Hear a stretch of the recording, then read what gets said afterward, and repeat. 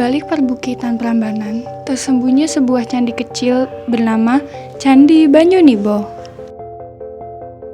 Candi Banyunibo diperkirakan dibangun pada abad ke-9 Masehi pada masa kejayaan Mataram kuno. Bersamaan dengan masa pembangunan berbagai candi besar di wilayah Prambanan dan sekitarnya, candi ini pertama kali ditemukan kembali pada tahun 1940-an dalam kondisi runtuh dan tertimbun tanah. Sejak saat itu, upaya pelestarian mulai dilakukan. Nama Banyunibo berasal dari bahasa Jawa. Banyu artinya air dan nibo berarti menetes. Secara harfiah berarti air yang menetes. Lembut, menenangkan, seperti suasananya.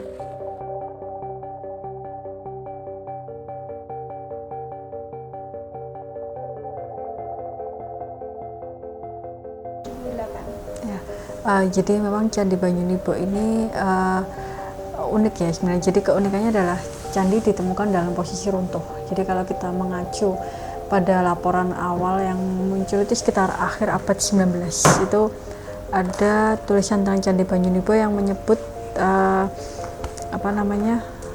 candi itu bukan candi, nyebutnya Candi Banyunibo, cuman disebutkan hanya 7 gundukan begitu. Nah, itu adalah catatan paling awal yang menyebut eksistensi dari Banyunibo. Nah, di sini dari situ kasus candi yang runtuh itu sebenarnya sesuatu yang juga kita jumpai di hampir semua candi yang ada di daerah istimewa Yogyakarta gitu ya. Jadi khususnya yang di sekitar Banyunibo maupun Banyunibo sendiri. Jadi dengan kata-kata runtuh itu kan berarti tentu yang muncul adalah kesulitan bagaimana sih merekonstruksi bentuk aslinya begitu. Nah, itu adalah tantangan kesulitan yang pertama. Kemudian catatan-catatan Belanda juga merekam bahwasanya setelah penemuan itu ada proses rekonstruksi yang nampaknya dimulai di awal abad 20.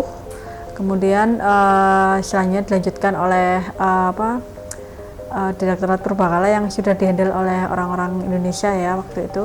Jadi dari mulai tahun 48 kemudian sampai 78 itu masuknya jadinya candi-candi itu direkonstruksi melalui kegiatan, istilahnya kita menyebutnya kegiatan rutin begitu ya. Jadi kenapa dia berlangsung cukup lama? Salah satunya adalah proses rekonstruksi itu memang tidak mudah. Jadi berbeda dengan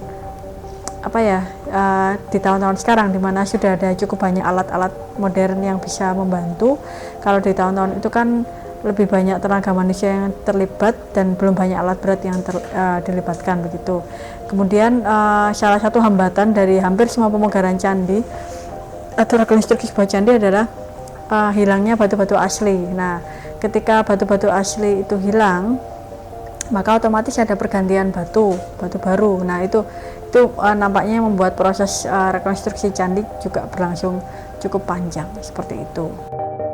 Candi Banyunibo pernah dikabarkan hilang atau tak nampak lagi di permukaan selama berabad-abad lamanya karena tertimbun tanah dan runtuh akibat berbagai faktor alam.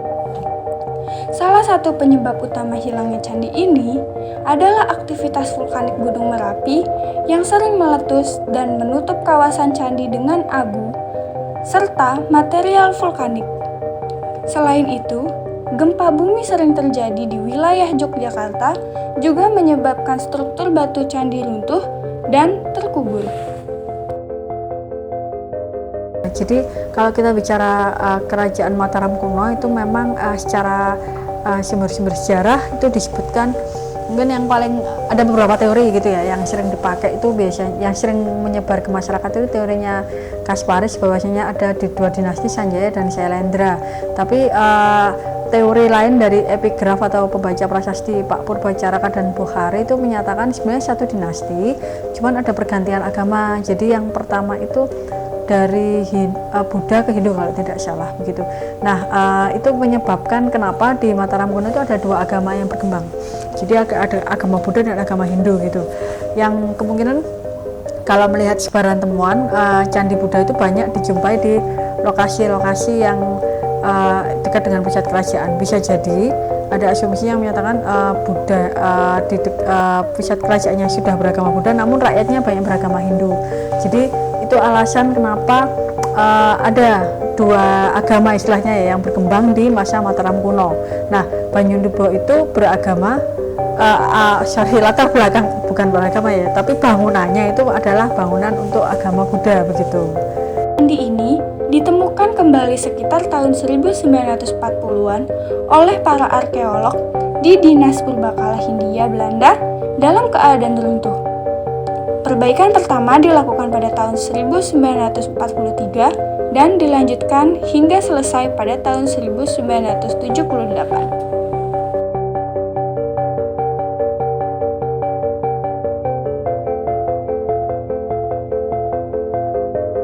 Yang pertama, kalau Banyunibo itu yang berhasil kita rekonstruksi, yang mungkin kemarin Mbak sama Mas lihat waktu berkunjung ke sana, itu adalah bangunan induknya, candi induknya. Sementara yang tadi sempat kita laporkan, kita baca di sumber-sumber Belanda 7 gundukan tadi, sebenarnya kan berarti satu induk, kemudian ada beberapa 6 perwara.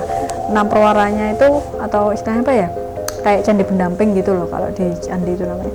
Nah itu belum bisa kami rekonstruksi karena banyak hal begitu.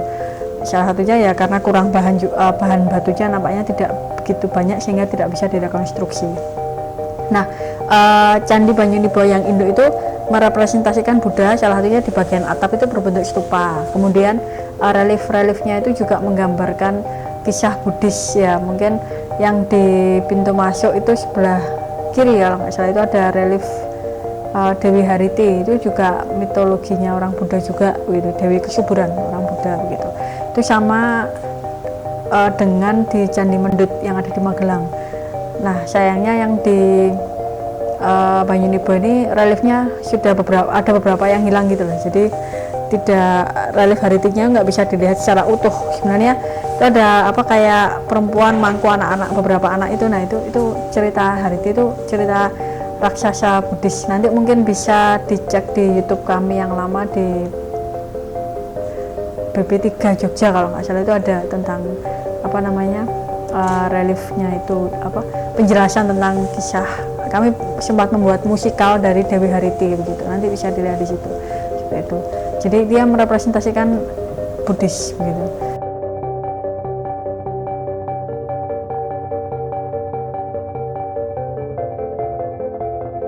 Setahu kami memang iya.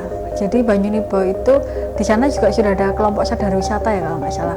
Itu mereka masuk sudah memanfaatkan istilahnya wilayah sekitar Candi Banyunibo itu sebagai salah satunya bumi perkemahan yang bisa digunakan untuk masyarakat umum. Nah itu biasanya juga ada pelibatan UMKM juga ketika ada event-event di sana seperti itu. Jadi masyarakat mulai istilahnya merasa memiliki lah kepada Candi Banyunibo, sehingga mereka ikut serta menjaganya dan memanfaatkan wilayah di sekitarnya untuk itu tadi untuk kepentingan masyarakat desa melalui istilahnya kalau ini BUMN-nya kelurahan BUMDes ya. Kalau desa kan desa ini kan kelurahan ya karena. Jadi itu menjadi salah satu aset dari dijaga karena menjadi salah satu aset dari badan usaha milik kelurahan gitu. Walaupun memang candinya itu ya asetnya negara, cuman mereka ikut serta merasa memiliki Candi Banyunibo di wilayah kami begitu, seperti itu. Kami berharap memang generasi kita ini hanya ikut serta melestarikan, salah satunya dengan cara membuat video-video seperti ini, jadi bisa diakses oleh masyarakat yang lebih luas dan bisa diperkenalkan kepada masyarakat. Jadi itu adalah salah satu cara untuk melestarikan candi di era ini seperti itu. Candi Banyunibo memiliki bentuk yang sederhana, tetapi tetap indah. Candi ini terdiri dari satu bangunan utama berbentuk persegi yang berdiri di atas batu andesit dan menghadap ke timur. Di dalamnya ada ruangan tempat utama arca Buddha disimpan untuk dipuja. Atap candi juga berbentuk stupa besar di bagian tengah dan dikelilingi beberapa stupa kecil. Dindingnya dihiasi dengan ukiran makhluk hayangan dan bunga padma. Bentuk dan hiasannya menjunjung keindahan serta keahlian para pembuat candi pada masa kerajaan Mataram kuno. Candi Banyunibo, tempat sederhana, namun penuh makna di balik sunyinya lembah Prambanan.